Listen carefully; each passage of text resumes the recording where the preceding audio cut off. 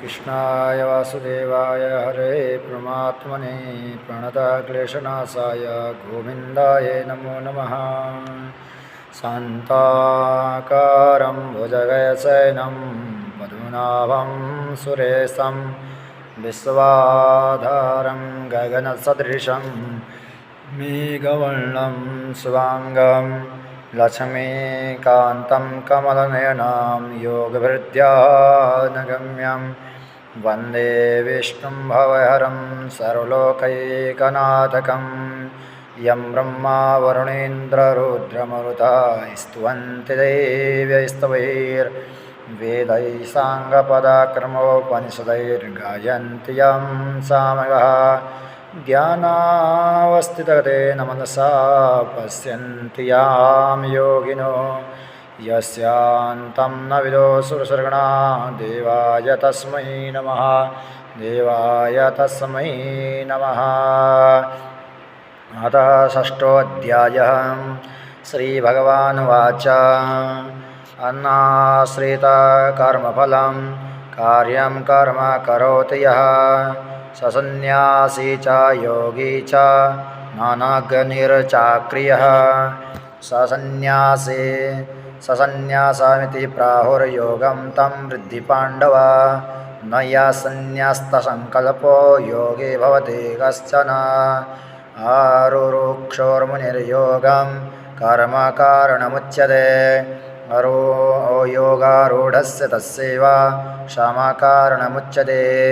यदा हीनेन्द्रियार्थेषु न कर्मस्वानुसज्जते सर्वसङ्कल्पसन्न्यासी योगारूढस्तदोच्यते। उद्धारेदात्मनात्मानं नात्मानमवासादयत् आत्मैव यात्मनो बन्धुरात्मैव रिपुरात्मनः। बन्धुरात्मात्मनस्तस्य येनात्मैवात्मना जितः अनात्मनस्तुः शत्रुत्वे वर्ततात्मैव शत्रुवतः। जितात्मनः प्रशान्तस्य परमात्मा समाहितः। शीतोष्णसुखदुःखेषु तथा मानापमानयोः ज्ञानविज्ञानतृप्तात्मा कूटस्थो विचितेन्द्रियः योक्त इत्युच्यते योगिर्समश्लोकास्मकाश्चनः। सुहृन्मित्रायुदासीनामत्यस्थः द्वैस्य बन्धुषु साधुष्वभिः च पापेषु समबुद्धिर्विशिष्यते। योगे युञ्जीत सततमात्मानं रहसि स्थितः एकाकी यदचित्तात्मा शारीरः परिग्रहः शुचौ देशे प्रतिष्ठाप्य स्थिरमानसमात्मनः नात्युच्छ्रितं नातिनीचं शैलाजिनः कुरु कुशोत्तरम्। तत्रैकाग्रं मनः कृत्वा यतचित्तेन्द्रियः क्रियः उपदेस्यादने युज्येद्योगमात्मा शुद्धये समं कायाशिरोग्रीवां धारयञ्चलं स्थिरः संरक्ष्य नासिकाग्रं स्वं दिशश्च नवलोकयन् प्रशान्तात्मा विगतभिर्ब्रह्मचारिव्रते स्थितः मनः संयम्य मच्चित्तो युक्त आसीत् मत्परः। युञ्जन्नैवं सदात्मानं योगे नियतमानसः शान्तिं निर्वाणपरमां मदसस्तामधिगच्छते। नात्यानस्तस्तु योगस्ति न चैव चैकान्तमनस्नतः न चाते स्वप्नशीलस्य जाग्रतो नैव चार्जुनः। युक्ताहारविहारस्य युक्तचेतस्य कर्मसु युक्तस्वप्नावबोधस्य योग भवति दुःखः। यदा विनियतं चित्तमात्मन्नेवावतिष्ठते निःस्पृशः सर्वकामेभ्यो युक्त इत्युच्यते तदा। यथा दीपो निवातस्थो निङ्गते सोमा स्मृता योगिनो यतचित्तस्य युञ्जन्तो योगमात्मनः। यो यत्र परमते चित्तं निरुद्धं योगसेवया यत्र चैवात्मनात्मानं पश्यन्नात्मनि तुष्यते सुगमात्यन्तिकं यत्तद्बुद्धिग्राह्यमतीन्द्रियां वेति यत्र न चैवायं स्थिरतश्चलद तत्त्वतः य लब्ध्वं चापरं लाभं मन्यते नाधिकं ततः यस्मिन् स्थितो न दुःखेन गुरुणापि विचाल्यते तं विद्यात् सुखसंयोगं वियोगं योगसंज्ञितं न निश्चयेन युक्तव्यो योगनिर्वाणचेतसा सङ्कल्पप्रभावान् कामस्त्यक्त्वा सर्वन्नशेषतः मनसैवेन्द्रियग्रामं विनियम्य समन्ततः शनैरुपरामेतद् बुद्ध्यां धृतिगृहीतया आत्मसंस्थं मनः कृत्वा न किञ्चिदपि चिन्तयेत् यतो यतो निश्चरति मनश्चञ्चलः मस्थिरं ततस्ततो नियम्ये तदात्मन्नेव वशं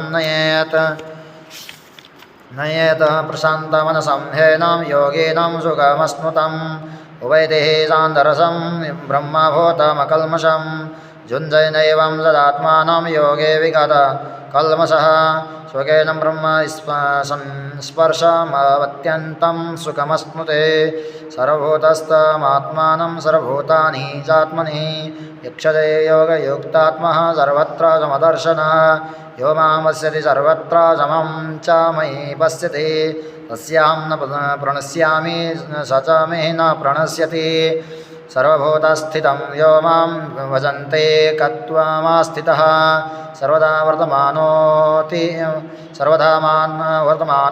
स योगे मयि वर्तते आत्मौपम्येन सर्वत्र समं पश्यति योऽर्जुनः सुखं वा यदि वा दुःखं स योगी परमो मतः श्री अर्जुनवाच योऽयं योगस्त्वया प्रोक्ता सम्मेन मधुसूदन एतस्याहं न पश्यामि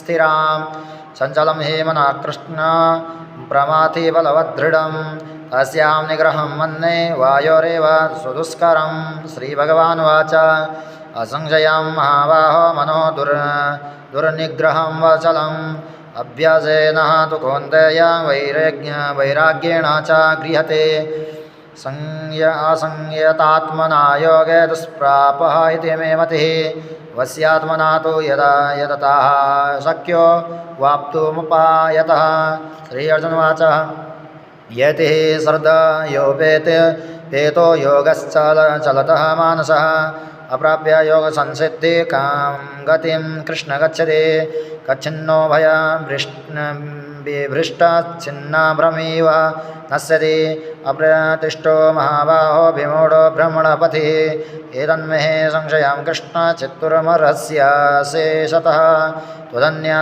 संशयस्य चित्ता न यौपूपपद्यते श्रीभगवानुवाच पार्थनैव नामत्र विनस्तस्य विद्यते न हि कल्याणकृत कश्चित् दुर्गति तात गच्छति प्राप्य पुण्यकृतं लोकानुशिस्त्वा शाश्वतिः समः शुचीनां श्रीमतां गेहे योगभ्रष्टो विजायते अथवा योगिनामेव कूले भवति धीमताम् एतद्धि